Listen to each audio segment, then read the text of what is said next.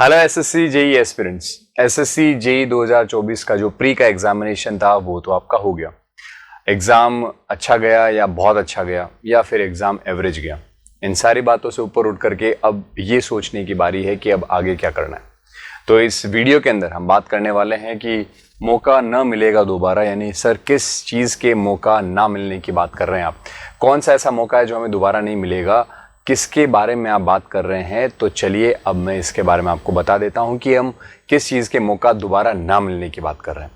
SSC JEE का जो इस बार का पेपर का एनालिसिस है, जिन्होंने भी पेपर अटेम्प्ट किया है और उन्होंने हमारे पोल के अंदर वोट किया है, उसमें जो मैक्सिमम स्टूडेंट्स हैं उनका क्राइटेरिया है कि उन्होंने 140 क्वेश्चंस के आसपास जो है वो अटेम्प्ट किए, 140-150 के बीच के अंदर क्वेश्चन अटेम्प्ट किए हैं।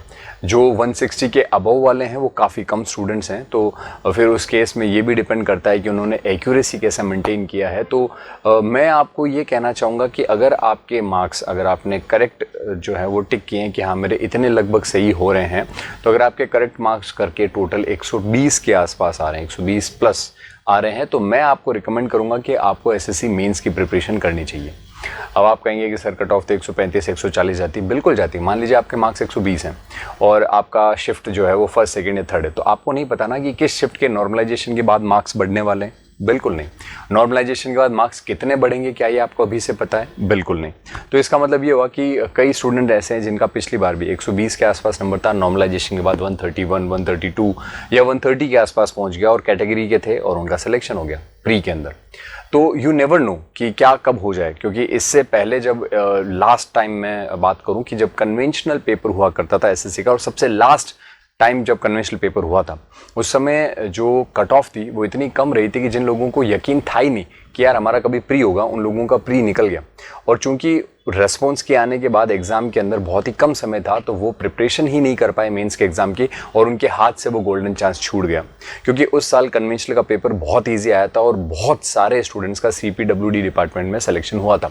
तो इसीलिए मैं कहना चाहूँगा आपको कि मौका न मिलेगा दोबारा, यानी कि आप लोगों को दोबारा मौका नहीं मिलने वाला है। आपको अगर लगता है कि आपके मार्क्स 120 के आसपास हैं तो आपको एसएससी मेंस की प्रिपरेशन करनी चाहिए। साथ ही साथ इसका एक कारण ये भी है कि अगर आप अभी जैसे मान लीजिए आरआरबी का पेपर आने वाला है और इसके अलावा आप आरआरबी के पेपर में अगर नॉन टेक के एग्जामिनेशन की प्रिपरेशन करने लग जाते हैं और टेक्निकल छोड़ देते हैं, तो कई सारे टेक्निकल वैकेंसीज भी हैं जो पैरेलल में रनिंग है। जैसे अगर अपन बात करें तो दामोदर वैली कॉर्पोरेशन में प्योर डिप्लोमा, यानी कि सिर्फ जिन्होंने डिप्लोमा किया उनके लिए वैकेंसी आई है। इसी प्रकार से जो है वो RCFL Hindustan chemical and fertiliser limited हुआ या फिर HPCL का हुआ, इसके अंदर भी वैकेंसीज रिलीज हुई हैं जो इसमें सिर्फ बीटेक वाले अलाउ हैं। तो कई सारी ऐसी वैकेंसीज हैं जो आप लोगों को इस साल देखने को मिलेंगी। तो अगर आप अभी आराम से 10 दिन 15 दिन रिलैक्स करते गए रहे, नहीं अभी तो कोई वैकेंसी नहीं आई नहीं, और थोड़ा रिलैक्स कर लेते, तो ये समय रिलैक्स करने का नहीं है।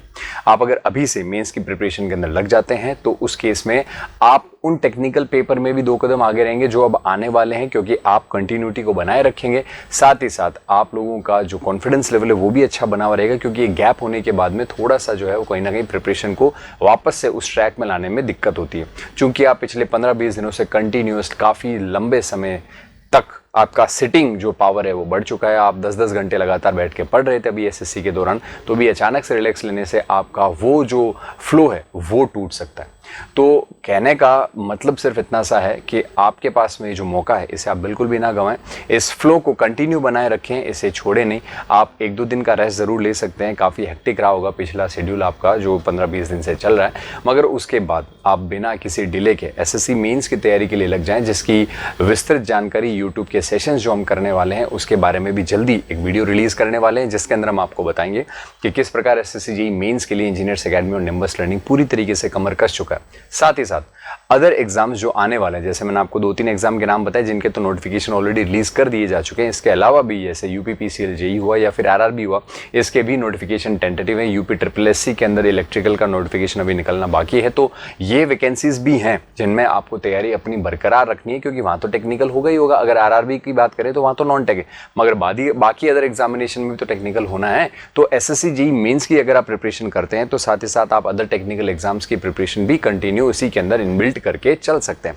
इसीलिए आपको कहा जा रहा है कि मौका नहीं मिलेगा दोबारा, आप इस पेस को बिल्कुल भी लूज़ ना करें और अपनी प्रिपरेशन को बरकरार रखें और जुड़े रहें निम्बस लर्निंग यूट्यूब चैनल के ऊपर और अपडेट्स के लिए। निम्बस लर्निंग, यह है फ्यूचर की तैयारी। Thank you so much.